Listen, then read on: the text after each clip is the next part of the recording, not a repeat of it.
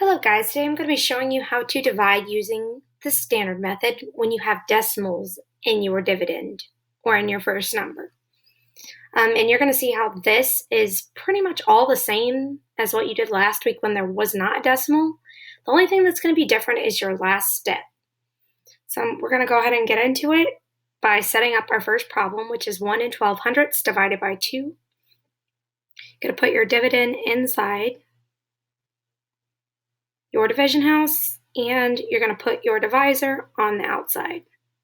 So we're dividing by 2, and we're going to go through the steps just like we did last week. So we're going to start by seeing how many times 2 can go into 1. 2 times 1 is already 2, that's too big, so we got to go 0. 2 times 0 is 0. After we multiply, we have to subtract. 1 minus 0 is 1. After we subtract, we check. 1 is less than 2. We're good to bring the next number down. 2 times 2 is 4. 2 times 5 is 10. 2 times 6 is 12, which is too big. So we have to go with 2 times 5, gets us closest to 11. 2 times 5 is 10. After we multiply, we have to subtract. 11 minus 10 is 1. 1 is less than 2, so we're good with our check. And we bring down our next number, which is 2. 2 times 5 is 10. 2 times 6 is exactly 12. So we're going to go with 6. 2 times 6 was 12. After we multiply, we have to subtract. 12 minus 12 is 0. So there was no remainder on this one. 0 is less than 2, so we're good for our check. No more numbers to bring down. So this is the only step that we didn't do last week that's going to be different since we have decimals now. If you look in our dividend, 1 and 1200ths, all we're going to do is we're going to move our decimals straight up into our answer. So instead of our answer being 56, it's going to be 5600ths. And again, you can still check your answer by taking your quotient, your answer, which in this case was 5600ths, and multiplying by your divisor. This time is 2. If you multiply this out, 6 times 2 gives you 12. 5 times 2 gives you 10, plus 1 is 11. 2 times 0 is 0, plus 1 is 1. And there are 2 numbers after a decimal, so we move our decimal 2 spaces. That gives us 1 and 1200ths, so that shows me my answer is correct. If you just left out the decimal, you would get a way bigger number, and that would tell you that your answer is wrong. So make sure that you do this last step, which is just bring your decimal straight up into your answer. And that's why it's so important that you put your 0 at the top above the 1 to make sure that your decimal goes in the right spot when you're multiplying. And we're going to move on to the next question, which is going to be 14 and 9100ths divided by 3. We're going to set this up by putting our dividend underneath our division house, and we're going to put our divisor on the outside, and we're going to see how many times 3 can go into 3 can go into 1, excuse me. 3 times 1 is already 3, that's too big, so we have to go 0 times. 3 times 0 is 0. After we multiply, we have to subtract. 1 minus 0 is 1. Our check tells us 1 is less than 3, so we're good there. Going to bring down our next number. 3 times 2 is 6. 3 times 3 is 9. 3 times 4 is 12. 3 times 5 is 15, which is too big, so we're going to have to go with 3 times 4, which gives us 12 if we multiply. After we multiply, we have to subtract. 14 minus 12 is 2. And 2 is less than 3, so our check is good. We're going to bring down our next number, which is 9. 3 goes into 29. 3 times 7 is 21. 3 times 8 is 24. 3 times 9 is 27. 3 times 10 is 30, which is too big, so we're going to have to stick with 3 times 9, which gave us 27. After we multiply, we have to subtract. 29 minus 27 is 2. 2 is less than 3, so we're good for our check, and we're going to bring down our next number. 3 times 9 was 27, so we got to go with the smaller number. 3 times 7 is 21. Exactly 21, so we're going to put our 7 at the top. And 3 times 7 is 21. After we multiply, we have to subtract. 20 minus 21 is 0. And 0 is less than 3, so our check is good. No more numbers to bring down. So we are done, except for our last step, which is bringing our decimal straight up into our answer. So I'm just going to draw an arrow from my decimal straight up and put my decimal in my answer. So our answer is going to be 4 and 97 hundredths. And to check our answer, we're still going to use multiplication. 4 and 97 hundredths times our divisor, which is 3. And we should get the number on the inside if it's correct. 7 times 3 is 21. 9 times 3 is 27. Plus 2 is 29. Cross that out so it doesn't get confusing. 3 times 4 is 12. Plus 2 is 14. And we're done multiplying. So we need to see how many numbers are after decimal 1, 2. Let's move our decimal 1, 2. So we still get 14 and 91 hundredths. That shows me my answer is correct. And we're going to move on to the next question, which is 51 and 36 hundredths divided by 12.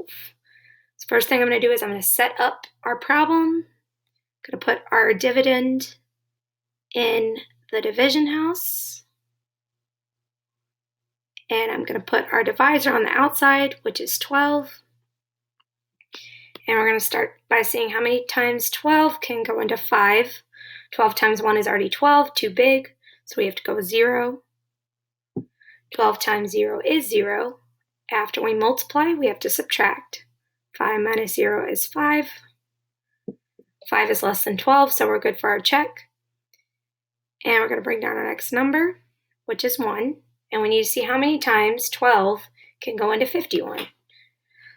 12 times 2 is 24. 12 times 3 is 36. 12 times 4 is 48. 12 times 5 is 60, which is too big. So we have to go with 12 times 4, which is 48 when you multiply. After we multiply, we have to subtract. Can't do 1 minus 8, so you got to borrow from the 5. That becomes a 4.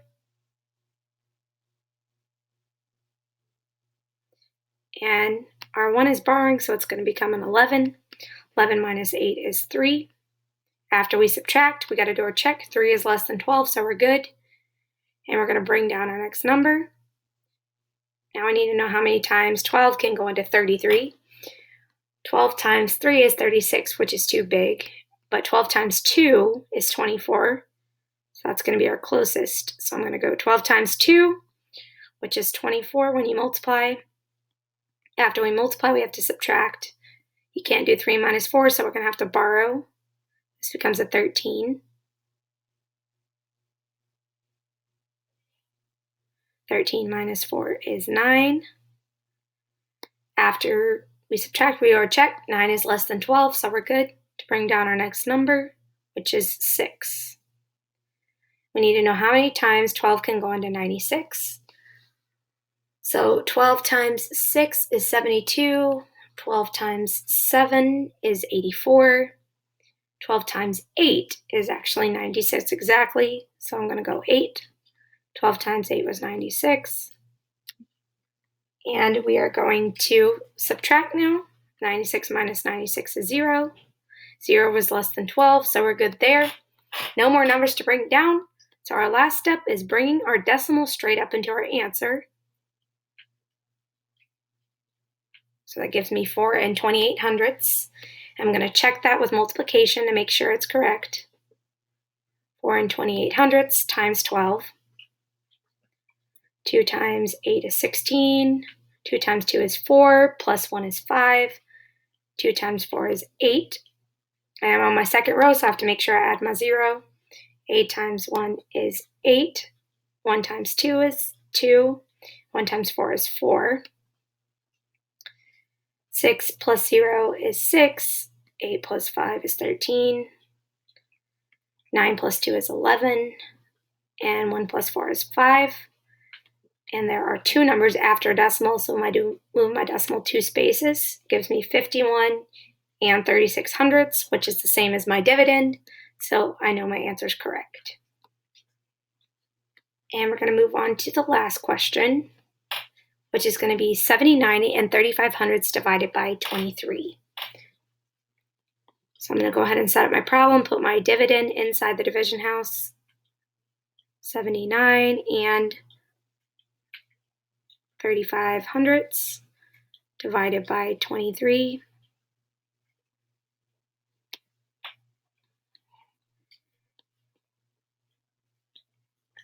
And we're going to see how many times 23 can go into 7. 23 times 1 is already 23. That's too big, so we have to go 0. 23 times 0 is 0. After we multiply, we have to subtract. 7 minus 0 is 7.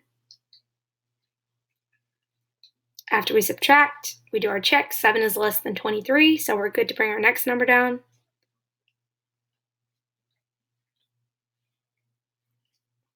Which is 9. And we need to see how many times 23 can go into 79. And if you don't know your 23 multiplication facts, just like I don't, you're going to have to try some numbers times 23 to see what gets you closest.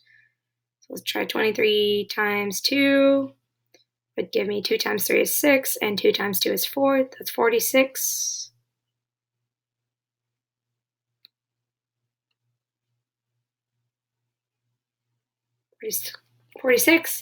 See if we can get closer. Let's try 23 times 3.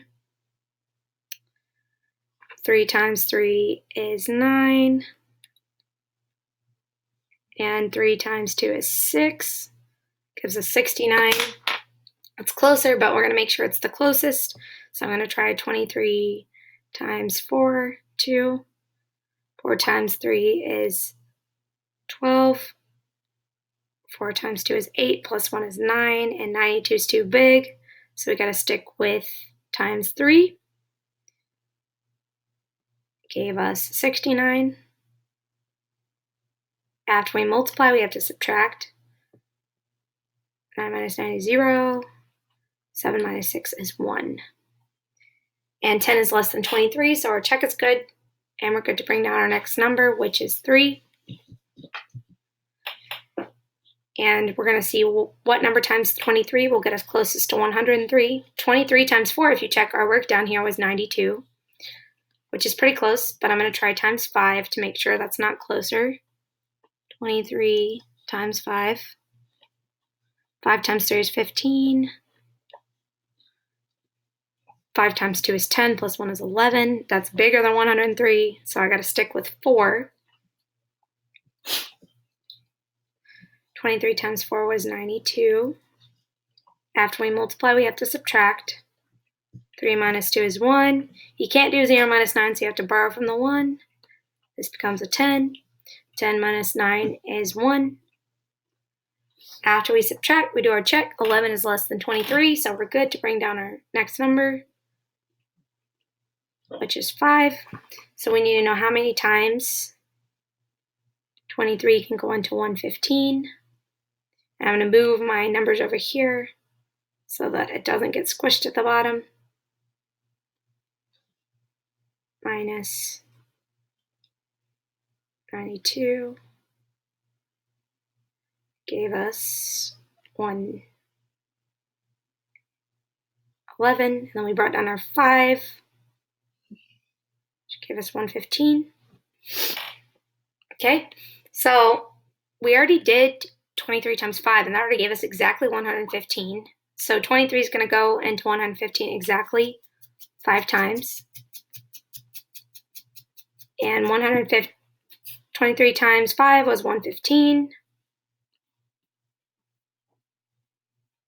And after we multiply, we have to subtract. 115 minus 115 is 0. So no remainder. 0 is less than 23, so our check is good. And no more numbers to bring down. 5 was the last number. So our last step is making sure that you bring that decimal straight up into your answer.